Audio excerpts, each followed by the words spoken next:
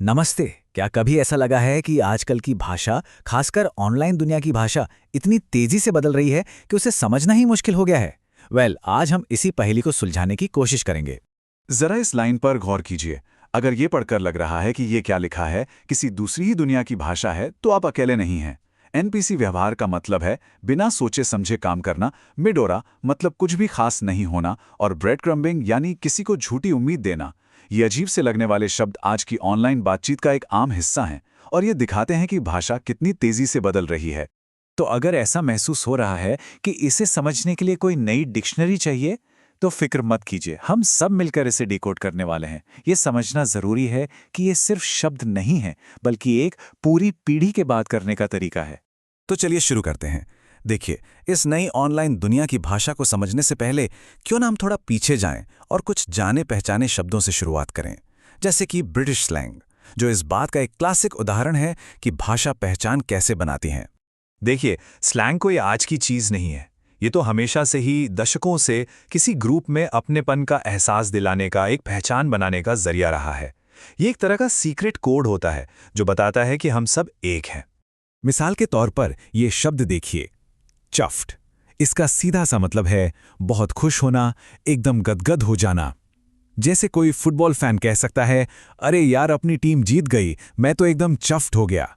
ये सिर्फ खुश कहने से कहीं ज्यादा मजेदार और अपना सा लगता है ना?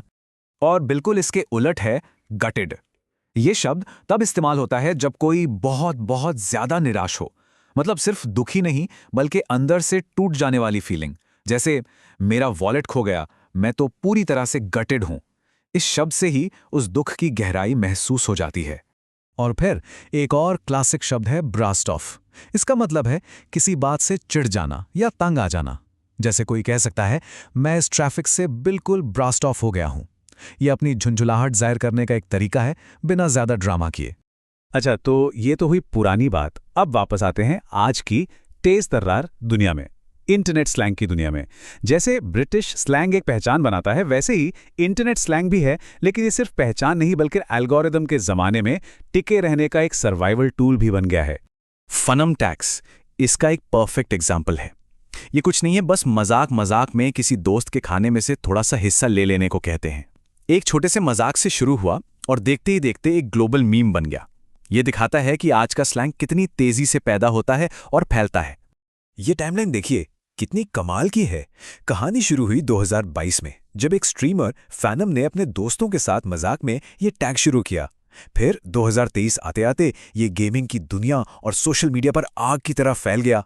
और अक्टूबर 2023 तक तो एक टिकटॉक गाने के जरिए ये मेन स्ट्रीम का हिस्सा बन गया।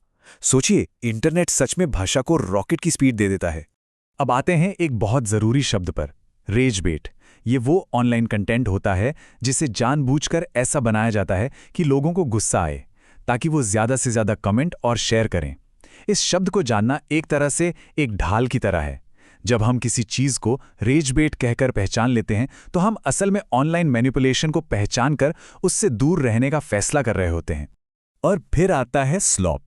ये वो डिजिटल कचरा है, वो कम क्वालिटी वाला कंटेंट जो अक्सर एआई से बनता है और हमारी फीड्स में भरा रहता है। कभी वो एआई वाली बिल्लियों के वीडियो देखें जो कभी खत्म ही नहीं होते, बस वही है स्लॉप। ये आपको घंटों तक स्क्रॉल करने पर मजबूर कर देता है, लेकिन बदले में कुछ भी काम का नहीं देता। तो रेज बेट और स्लॉप जैसे शब्द उस फीलिंग को नाम देते हैं जो हम सबको कभी ना कभी होती है जब हम ऑनलाइन फालतू के कंटेंट से घिर जाते हैं।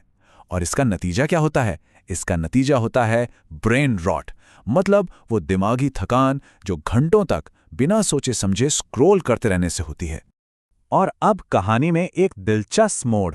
चलिए अब कॉर्पोरेट दुनिया की तरफ चलते हैं और वहां की भाषा को देखते हैं। यकीन मानिए, ये भी अपने आप में एक तरह का स्लैंग ही है। कॉर्पोरेट वर्ल्ड में वहां की भाषा को जानना सक्सेस का मंत्र बताया जाता है।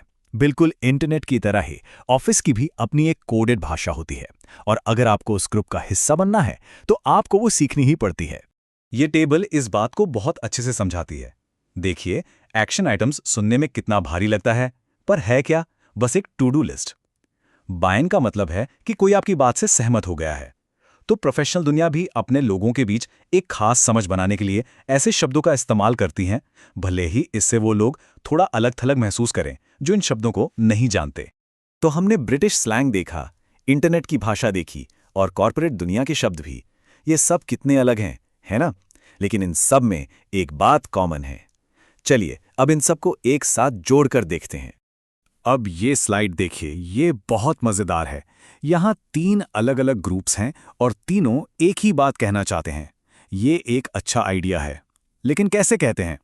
एक ब्रिटिश इंसान कहेगा दैट्स एस, जेन ज़ी का कोई कहेगा दैट्स बसन, और कॉर्पोरेट वर्ल्ड में से कहेंगे ये एक रियल वैल्यू ऐड है। शब्द अलग-अलग लेकिन मतलब बिल्कुल एक। तो असल बात क्या है?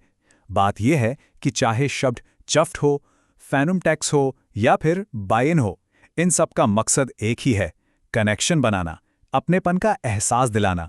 ये कहने का एक तरीका है कि हम सब एक हैं।